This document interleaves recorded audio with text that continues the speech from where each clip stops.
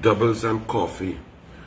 So, Keith Christopher Rowley, his PNM, Stuart Smallpin Young, ignored all the advice, ignored all the evidence once again. Just like Petrotrin, when they said they're not shutting down Petrotrin. 3 pieces of advice costing $64 million. 3 reports, Lashley report, McKinley report, Solomon report, do not shut down. The board said do not shut down. But Rowley and them shut down. We still have no refinery.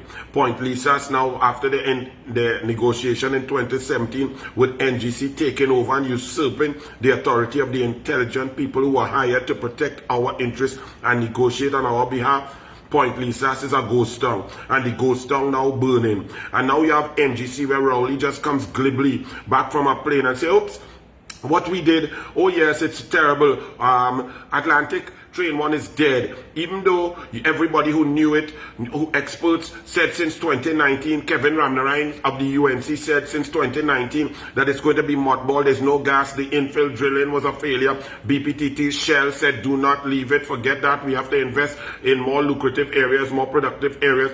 Keith Rowley and Smallpin Young took your money and threw it down the drain, flush it down the drain. The board members did as instructed. They did not stand up for your rights. They did not defend you. This is what happens in a dictatorship. No one, no independent institutions, no political institutions, no board, no cabinet members, nobody could stand up to a dictator. Nobody can stand up to Rowley. So all the people who know that what Rowley is doing wrong, even in the PNM cabinet, can say nothing because they are bullied. Now, Rowley attacked a media reporter.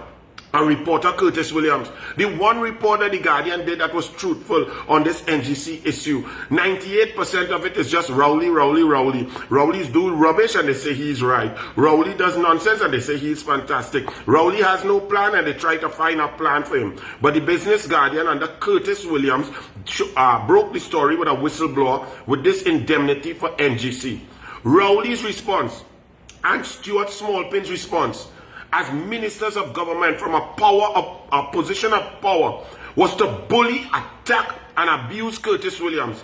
And they even put their PNM writers who feel that they were former journalists, but they're working in the office of the Prime Minister, so disgusting, to attack Curtis Williams.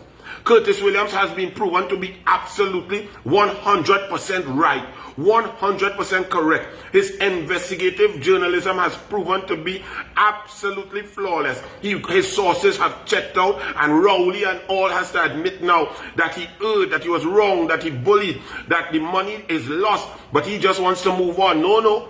Think about a human being like Rowley who knows that he's wrong. And he attacks a public man on a platform in Diego Martin, a reporter, bullying a reporter. The one reporter left who is actually printing the truth, 1 or 2. They have a very few, but many are very tired, frightened, afraid for their jobs. They are bullied by Rowley, and when they're bullied by Rowley, they're bullied by the editors, and they're bullied by the owners, and they're told what they could print and what they cannot print.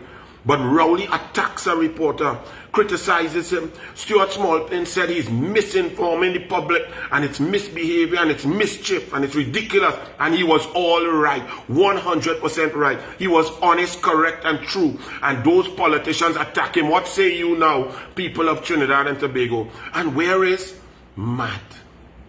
Where is the Media Association of Trinidad and Tobago?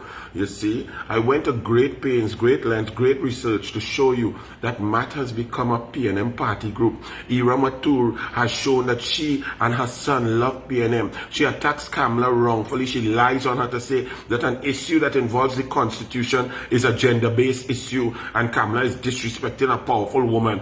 Total created, concocted nonsense. Asha Javid, who made a child for John Jeremy, loving relationship, and simultaneously went and then spit out, or continued with Stuart Smallpin Young and was writing it as an investigative journalist. In 2013, she was sued by Sibalak Singh, the then CEO, former CEO of EMBDC.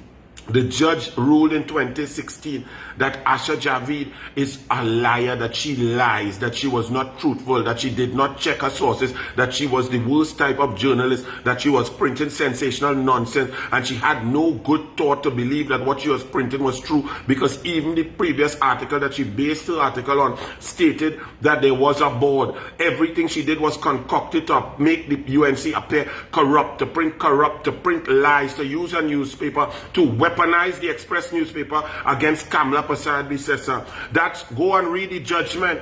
Go and read the judgment of Sibalak Singh versus Express, Omati Laida, Asha Javid and Irene Medina. Go and read it. But Asha Javid is now promoted to the vice president of MAT.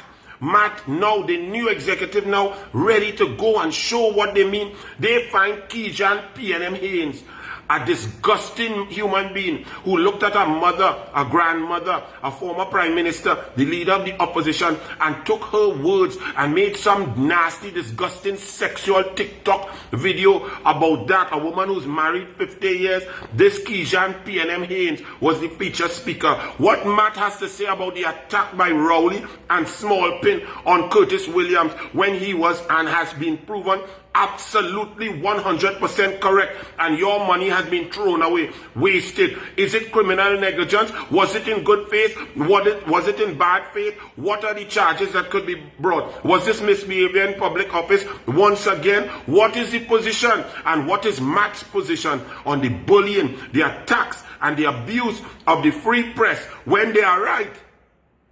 Kamla didn't even do that when they were wrong, and they were wrong 84% of the time with Kamla concocting lies by Asha Javid, and the next one, Anika Gum Sandiford, and printed by editors who are PNM.